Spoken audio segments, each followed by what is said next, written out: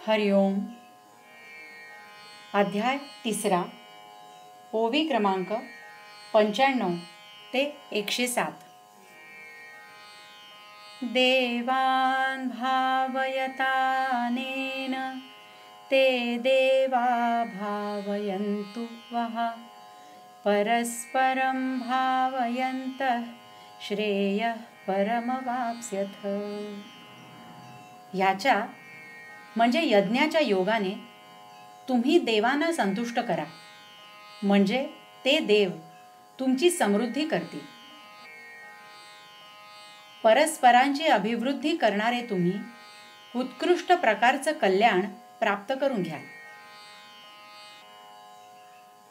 जे येणे करूनी समस्ता परितोषु होईल देवता मग ते तुम्हा इप्सिता अर्थाते देती.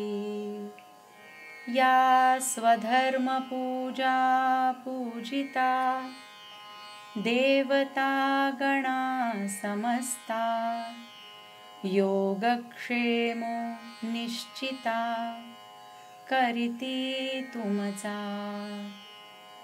तुम्ही देवता ते भजाल देव तुम्हा तुष्टतील. ऐसी परस्परे घडेल प्रीती जेथ. तेथ तुम्ही जे करू म्हणाल ते आपैसे सिद्धी जाईल. वांछितही पुरेल मानसीचे.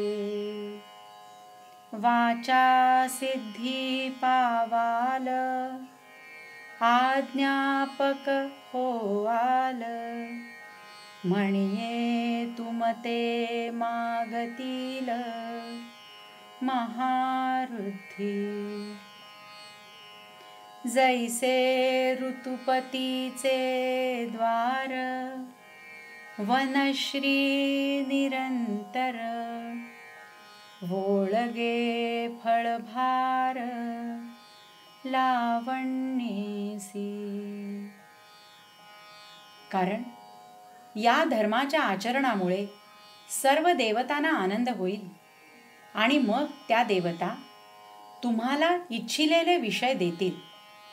या स्वधर्मरूप पूजेने सर्व देवतांना आराधिलं असता त्या तुमचा खात्रीने योगक्षेम चालवतील.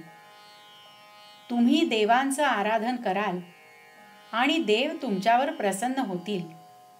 अशी एकमेकांवर जेव्हा प्रीती जडेल तेव्हा तुम्ही जे करू म्हणाल ते सहजच सिद्धीस जाईल आणि मनातील इच्छित गोष्टीही पूर्ण होतील. तुम्ही बोलाल ते खरं होईल आणि तुम्ही आज्ञा करणारे व्हाल. तुम्हाला आपली काय आज्ञा आहे असं महारुद्धी विचारतील. ऋतुपती वसंताच्या द्वारात वनशोभा ज्याप्रमाणे फलभार आणि सौंदर्यासह निरंतर सेवा करते. इष्टान् भोगान् हि वो देवा दास्यन्ते यज्ञभाविताः तैर्दत्तान् प्रदायैभ्यो यो भुङ्क्तेस्तेन एव सः. यज्ञाने संतुष्ट केलेले देव तुम्हाला इष्ट भोग देतील. त्यांनी दिलेल्या वस्तूंचा त्यांना न देता जो उपभोग घेतो तो चोर होय. तैसे सर्व सुखे सहित दैवची मूर्तिमंत येईल देखा काढत तुम्हा पाठी. ऐसे समस्त भोग भरित होआल तुम्ही अनार्थ जरी स्वधर्मैक निरत वर्ताल बापा, का जालिया सकल संपदा, जो अनुसरेल इंद्रिय मदा, लुब्ध होऊनिया स्वादा विषयांचिया,